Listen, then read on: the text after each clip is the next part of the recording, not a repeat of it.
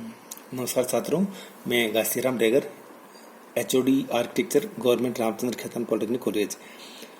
आज मैं आपको AR 306 एस्टिमेटिंग एंड स्पेसिफिकेशन का थर्ड चैप्टर जो है उसमें जो कॉन्ट्रैक्ट डॉक्यूमेंट है, वर्क ऑर्डर है, इम्प्रेस्ड है, मेजरमेंट बुक है, इनके बारे में डिस्कस करेंगे अपन वन बाय वन करके। So first of all we take the contract document. Contract document या टेंडर भी कहते हैं इसको। कॉन्ट्रैक्ट डॉक्यूमेंट क्या होता है कि कोई भी गवर्नमेंट डिपार्टमेंट जो होता है या प्राइवेट भी होते हैं, अगर किसी से दो पार्टियों के बीच में अनुबंध होता है, एग्रीमेंट होता है, काम करने की नियम और शर्तें उसके अंदर होती है, उसको हम कॉन्ट्रैक्ट कहते हैं। सो कॉन्ट्रैक्ट डॉक्यूमेंट की देखिए डेफिनेशन इसमें दी हुई है। प्रिपेयरिंग कॉन्ट्रैक्ट या tender document for the construction project.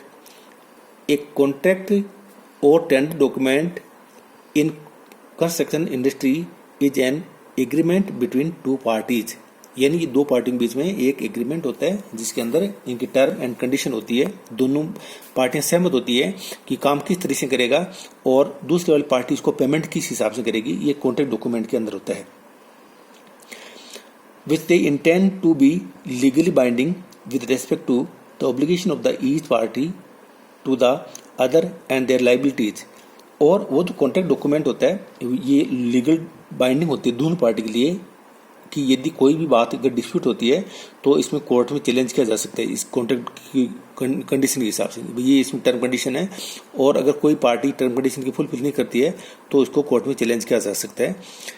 और इसमें दोनों पार्टी की जो लाइबिलिटी होती है वो भी इसके अंदर दी होती है कॉन्ट्रैक्ट डॉक्यूमेंट में। कौन कौन सी पार्टी की क्या क्या लाइबिलिटीज है, क्या क्या जिम्मेवारी है, वो है। The contract thus bind the contractor to the construct the work as defined and the employer to pay for them in the manner and the timing set out। और इसमें कॉन्ट्रैक्टर का ये कंडीशन दी होती है कि कॉन्ट्रैक्टर किसी construction जो work है उसको किस तरह से पूरा करेगा, उसको पेमेंट जो है वो किस तरह से किया जाएगा।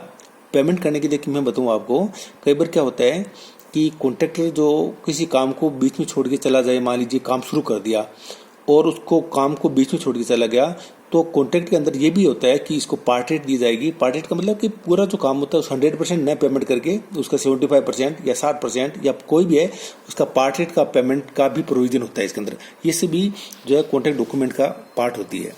नेक्स्ट है वर्क ऑर्डर। हिंदी में इसको कार्य आदेश कहते हैं वर्क ऑर्डर को।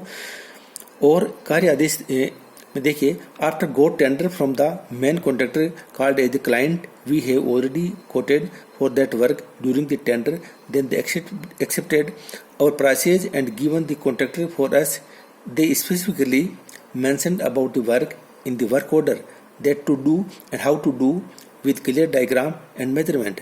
देखिए वर्क ऑर्डर क्या होता है कि हमने मान लीजिए कोई काम करना है और उस काम के लिए हमने टेंडर किया और उसके अंदर हमारे पास पांच पार्टी है जिसने जो हमारी को टेंडर भरा है। पांच में से जो लोवेस्ट होता है उसको हम टेंडर देते हैं। टेंडर देने के बाद में फिर जो लोवेस्ट होता है वो बैठ करके और जो सरकारी डिपार्टमेंट जो इसको टेंडर देता है उन दोनों बैठ के डिस्कस करते हैं आपस में। कोई एक आदि कोई आइटम होता है जिस दोनों पे डिस्प्यूट होता है तो दोनों बैठ करके उस पर क्लियर करते हैं। और जब पूरा क्लियर हो जाता है, एक ही चीज डिफाइन हो जाती है, उसके बाद उसको वर्क ऑर्डर देते हैं। यानी वर्क ऑर्डर का मतलब कि तुमने जो रेट कोट की है, ठेकेदार ने जो रेट कोट की है वो कोट जो उन रेटों को हम स्वीकार करते हैं, एक्सेप्ट करते हैं और तुम्हें ये काम करने के लिए आदेश देते हैं कि तुम ये काम शुरू करो। Imprest a fund used by the site engineer for the small item of expenditure and restored to a fix amount periodically. Imprest क्या होता है कि जो इंजीनियर होता है, जो साइट पे वर्क करता है, उसको बार बार पैसे की थोड़ी बहुत छोटे अमाउंट की जरूरत पड़ती रहती है, कभी 1000 की, कभी 2000 की, इस तरह जरूरत पड़ती रहती है। तो इम्प्रेस्ड एक छोटा अमाउंट होता है जो ऑलवेज साइट इंजीनियर के पास में रहता है और जरूरत पड़ने पर वो हाथों हाथ ही उस पैसे को खर्च करके और उसके वाउचर इकट्ठे कर लेते हैं। वाउचर इकट्ठे करके और फिर उसको डिपार्टमेंट अपने ऑफिस में जमा कर देता है और वो फिर पैसा वापस उसको मिल जाता है। यानी वो पैसा हमेशा उसके पास ही रहता है और सबकी अलग अलग लिमिट होती है। जूनियर इंजीनियर की अलग लिमिट होती है, असिस्टेंट इंजीनियर की अलग अलग लिमिट होती है और उनके पास में ये इम्प्रेस्ड का पैसा होता है। मान लीजिए किसी एक को 5000 रुपये अगर इम्प्रेस्ड का मिलता है तो 5000 रुपये ऑलरेडी उसके पास रहेगा। अब बीच में उसको 5000 रुपये में कोई जरूरत पड़ गई, किसी छोटे से काम की जरूरत पड़ गई, कोई अचानक ऐसा काम आ गया जिसके उसको कोई मेंटेनेंस का काम आ गया है और कोई काम आ गया, तो उस काम में उस पैसा खर्च करके उसका बिल जो है वो साथ में सबमिट कर देगा, और जब पैसा खर्च करने के बाद बिल जमा कर देगा डिपार्टमेंट ने, वापस उसको 5,000 रुपये वापस मिल जाते हैं। इस तरह से ये पैसा ऑलवेज उसके पास ही रहता है। इसमें आगे a sum of money advance to a person for a particular purpose, यानी एक स्मॉल अमाउंट है जो पर्टिकुलर पर्पज के लिए, यानी छोटे जो अर्जेंट नेचर के वर्क होते हैं और जो छोटे काम होते हैं उनके लिए इंटरेस्ट दिया जाता है। मेजरमेंट बुक के जो होती है, इस मेजरमेंट बुक एक डायरी जैसी होती है जो लंबाई की डायरेक्शन खुलती है, जैसे हमारी बुक तो जो है इस तरह से खुलती है, और वो जो एमबी होती है मेजरमेंट बुक है उसको, उसमें 100 पेज होते हैं, उसके ऊपर पेज के ऊपर लिखा होता है 1 to 100 लिखा होता है। जिस डिपार्टमेंट का मान लीजिए वो पीडब्ल्यूडी डिपार्टमेंट का है तो उसमें लिखा आएगा पब्लिक वर्क्स डिपार्टमेंट जयपुर, उसका डिवीजन का नंबर आएगा, उसका सब डिवीजन का नंबर आएगा, और उस एमबी का नंबर भी दिया आएगा कि एमबी नंबर क्या है। उससे उसको ट्रेस आउट करने में हमेशा आसानी रहती है। ऑफिस से जिस इंजीनियर को ये एमबी इशू की जाती है, जूनियर इंजीनियर को या असिस्टेंट इंजीनियर को जिसको भी इशू की जाती है, हमेशा उसकी एंट्री करते हैं कि इसकी नंबर की एमबी है वो उस फला आदमी के पास में, उस जेईएन के पास या असिस्टेंट इंजीनियर के पास, उनके पास में, तो ऑलवेज उनके पास में रहती है। उस मेजरमेंट बुक में जो साइट पे वर्क होता है, जो कंस्ट्रक्शन वर्क होता है, उस कंस्ट्रक्शन वर्क का ठेकेदार को पेमेंट करना पड़ता है बीच बीच में, उसको हम रनिंग बिल बोलते हैं। तो रनिंग बिल का मेजरमेंट है वो एमबी के अंदर चढ़ाते हैं। जैसे जैसे काम की प्रोग्रेस होता है उसको एमबी के अंदर मेजरमेंट चढ़ाते जाते हैं, और उसका अमाउंट जो है वो ठेकेदार को पे करते जाते हैं।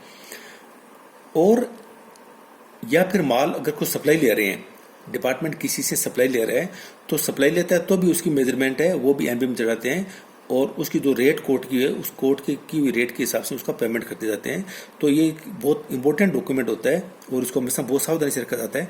सो measurement book MB it is an important collective record of measurements. Measurements recorded for the works executed and the material supplied, यानी जो वर्क हो गया हो उसका मेजरमेंट चलाने के लिए काम आती है, या कॉन्ट्रैक्टर ने जो माल सप्लाई किया है उस सप्लाई किए गए माल को रिकॉर्ड करने के लिए मेजरमेंट में इसमें मेजरमेंट रिकॉर्ड किया जाता है एमबी के अंदर। The measurement book should be considered as a very important record. Measurement book है वो बहुत इंपॉर्टेंट रिकॉर्ड होता है, और ये कार्य करने के बाद में भी ये लंबे टाइम तक काम आता है। कोई तरह का अगर डिस्प्यूट हो जाता है, कोई ऑडिट होती है और होती है, तो हमेशा मेजरमेंट बुक में से एमबी में से उसको मेजरमेंट को चेक किया जाता है। नेक्स्ट है पेटी केस। पेटी case A small amount of money kept in an office for the small payments. ये जो पेमेंट है, कई बार ऐसा होता है कि आगे बड़े ऑफिस में पेमेंट अभी एक बार अमाउंट आया नहीं है, तो ये जो छोटा अमाउंट है वो हमेशा ऑफिस के अंदर रहता है, जिसमें ऊपर की परमिशन लेने की आवश्यकता नहीं पड़ती है, उससे कुछ छोटा काम कराया जा सकता है। छोटा काम पेटी वर्क होता है। पेटी वर्क मान लीजिए कोई एक रिपेयर का काम आ गया, या मेंटेनेंस का काम आ गया, या और कुछ छोटा आ गया, पोस्टेज है, स्टेशनरी का है, या इम्प्रेस्ड जो देते हैं इंजीनियर्स को, वो भी इसी अमाउंट में से देते हैं। तो एक छोटा अमाउंट होता है, और ये हमेशा ऑफिस के अंदर रहता है। इसको छोटे खर्च करने के लिए, छोटे अमाउंट जो है, छोटे खर्चे इसे निकाले जाते हैं, या जो साइट के इंजीनियर है उनको इम्प्रेस्ड जो इशू किया जाता है वो भी इसी अमाउंट से किया जाता है। Day work casual work paid for on A daily basis the day work rate. Day work जो होता है, जो है कितने मैंडेज होते हैं, मतलब एक आदमी एक दिन में जो काम करता है वो उसका डे वर्क होता है। अब एक दिन में 5 आदमी एक साथ मिलकर के काम करते हैं तो हम उसको बोलते हैं 5 मैंडेज डे वर्क होता है, 5 डे वर्क। और या एक आदमी अगर 5 दिन तक लगातार काम करता है तो भी वो उसका 5 डे वर्क हो गया, और उसमें डेली रेट से उसको पेमेंट किया जाता है। प्रति 2 दिन की उसकी रेट होती है। रेट एक मान लीजिए हमने किसी एक लेबर को 5 दिन के लिए काम किया, तो उसका जो डे वर्क हुआ 5 हुआ, और उसको जो पेमेंट करते हैं हम, वो पेमेंट करेंगे उसको एक दिन की रेट से 5 को मल्टीप्लाई करके उसका जो अमाउंट होता है उसको पेमेंट करते हैं। Thank you very much.